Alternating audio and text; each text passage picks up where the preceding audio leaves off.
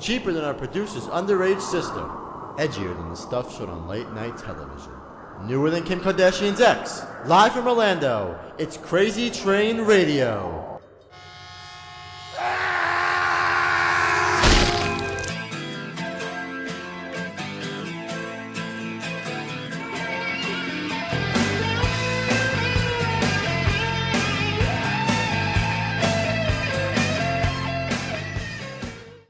What are you guys doing?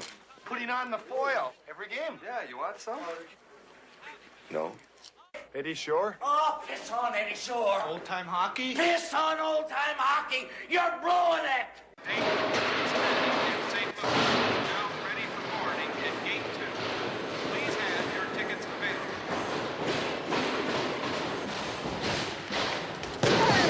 Hey!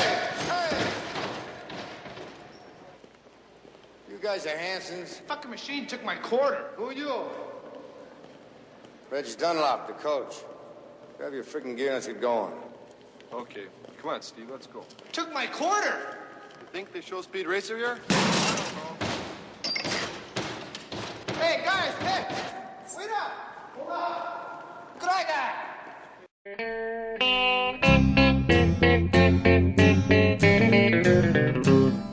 Hello out there, we're on the air. It's hockey night tonight. Tension grows, the whistle blows, and the puck goes down the ice. The goalie jumps and the players bump and the fans all go insane. Someone roars, Bobby scores at the good old hockey game. Oh, the good old hockey game is the best game you can name. And the best game you can name is the good old hockey game. All right, folks. Actually got on the line. Probably he was involved in one of the best comedies of all time. But the thing was, he actually could play as well. Actually on the line right now, Dave Hanson, who was in Slapshot. Dave, how's it going? Oh, pretty good. And some people would even say that my playing was comedy in itself, so it kind of went hand in hand. Hey, you know what? You make the best of both worlds then, that's for sure. Yeah. Well, hey, it's taking you this far, and especially with the movie Slapshot being considered probably one of the best sports movies and comedies in the past 50 years, that's for sure. Yeah, I know. Someone told me just recently got still ranked as the number one hockey movie of all time by, I think, the Hockey News or Sporting News, something like that. So it's always still ranking up there year after year after year as one of the top sports movie of all time. And depending on whatever poll it is, it's whether it's 1, 2, or 3, but it's always in the top 5, it seems. Well, it's funny because we actually, a lot of the hockey players we know, we always tell us it's one of those rituals if they make the minors or go into whether the NHL or other major league around the world, that the movie's actually one of those requirements that they watch when they're on travel. Well, I've yet to talk to any hockey player that has not seen it at least by the time they're age 12, and many of them even before that. It's amazing because, you know, the Hanson Brothers still hit the road. We bring our toys on the road, put on the foil, and we go out and play some old-time hockey and make some appearances all across not only North America but even over in Europe.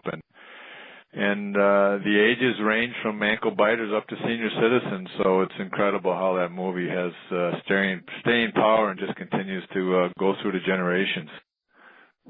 And it's like you said, at this point, you got dads and grandfathers even maybe saying, "Hey, these guys were pointing at the movie." That's for sure. Which has got to be cool for you guys. Well, it really is. It's neat, and you're right. It's almost kind of like a ritual for a dad or and even in many cases moms to make sure their kids see the movie. And you know, most of the folks that have their kids seen it say, you know, we always say, "Holy smokes, you know, they're not old enough to see it. It's rated R." And he says, "Well, they rather have them see it with us at an early age than seeing it with somebody else." So. You know, the neat thing about it, even though it's got probably a record number of F-bombs in it and there's absolutely nothing politically correct about it, it's just funny and hilarious, and that's why it has the staying power that it has. Well, I would be curious to know, because obviously he was a legendary actor. in his own right, Paul Newman. How was working with Mr. Newman there?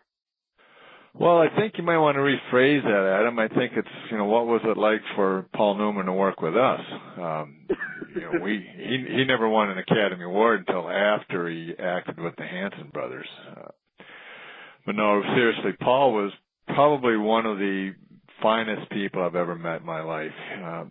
There was no arguing that he was, the epitome of a superstar in Hollywood at that time. But if you didn't know that, you wouldn't know it by seeing him and talking to him. He was a regular guy, enjoyed having beers after a hard day's work, and was the first one to pull some practical jokes and have a laugh and just hung out. So we all became actually pretty good friends throughout the shooting of the movie, and even stayed in touch afterwards. And he was just a fine man.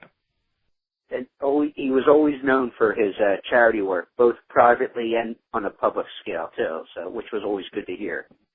Yeah, he did it right. He understood, and he often said how lucky he was to have the success that he had, and he just wanted to share those fortunes with others, and he found ways to do it, and he did it right. He did it by investing most of it back into children.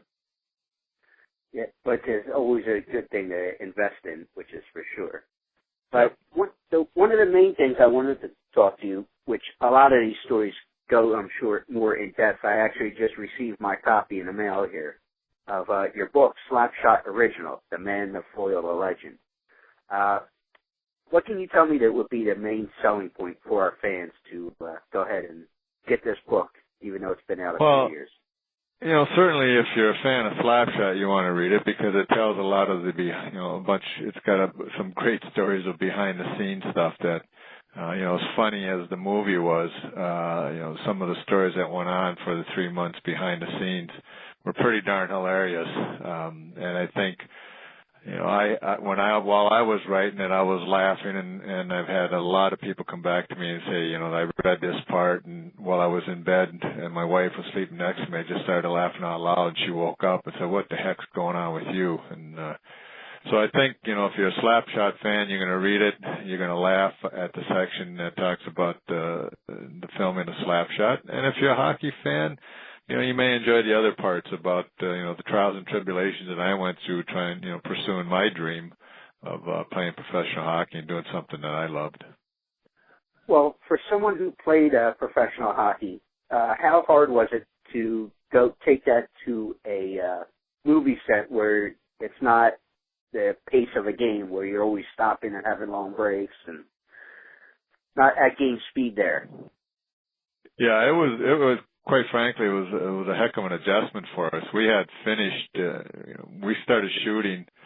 Actually, while we were still playing, we were shooting some films. We were in the semifinals of our playoffs during the North American Hockey League, playing against Philadelphia. And when we would have an off day here, we'd shoot a little bit. But as soon as we finished the playoffs, we were right into it full force. And, we had to do a lot of get there very early in the morning, get ready, and then sit around and wait. And oftentimes, 12 hours later, you wouldn't have done anything but sat and wait and ate at the craft food tent all day long, waiting for them to shoot you. So, that got pretty darn boring. And we finally got to the point where we had enough of it, and I'm not going to give away all the stories in the book, but we did a few things to occupy our time and got ourselves in a little bit of trouble here and there. But the fun part was when you finally got out there and got to do your scenes, and in the beginning it kind of was difficult for us because we tried to act, and to the benefit of George Roy Hill, who along with us was a Minnesota guy, he recognized that we kind of struggled with the acting, so he helped us out. And one of the things he helped us out was just saying, "Hey guys, just be yourselves. Do what you think you would normally do in a situation, and we'll see how that works." So once we did that, it actually came out pretty good. So we really got to the point where we weren't acting as much as we were just being ourselves. So if you think about it, we were hockey players being hockey players, and if anybody had a difficult time, it would have been the actors portraying hockey players. Yeah. Did you notice a lot of the actors have trouble like getting on skates and trying to compete? Well, they did a pretty good job of finding those guys that had key speaking roles to be fairly good skaters. You know, Paul Newman was not a hockey player, although he grew up, in Ohio skating as a kid, and he practiced a little bit before he got on set. And, the only thing that he probably had a little bit of difficulty was he didn't know what to do with a hockey stick. He could skate, but there was often times that he would come over to us and he would ask us for some advice on, what would you do here? How do you do that? Et cetera, et cetera. So, he was a quick learner, very athletic, and worked very hard when we would show him a certain technique or something to do, and he came across the screen doing really well. So, they did a pretty good job of mixing professional hockey players in with the actors that could skate well enough, and then of course camera angles and editing made them all even look better than they really were. Well, do you actually, because you mentioned you do a lot previously here, do you have any upcoming appearances that you want to plug? Well, I think we're heading up to we're going up to Kingston to help raise some money for autism and the Hockey Hall of Fame there in Kingston, which they claim was the originating location for hockey back in the 1800s. So that'll be a fun one coming up, and then I think after that we're heading down into the Virginia, D.C. area to do some functions down there to raise some money for a needy cause. So. We're kind of all over the map. We're kind of like a dirty rash where we just we're all over the body, and we go away and we come back and have some fun and wreak some havoc and raise some money, and then go away and come back again. Well, if anybody wants to get some more information on what they're doing, being on the road, info on the movies, whatever, HansonBrothers.net, and you can also pick up a copy of Dave's book still through Amazon, or I'm sure any other book outlet. But Amazon is who we usually use here on Crazy Train Radio. Slapshot the original, the man, the foil, the legend, Dave Hanson. Thank you so much for taking a few minutes to talk to us.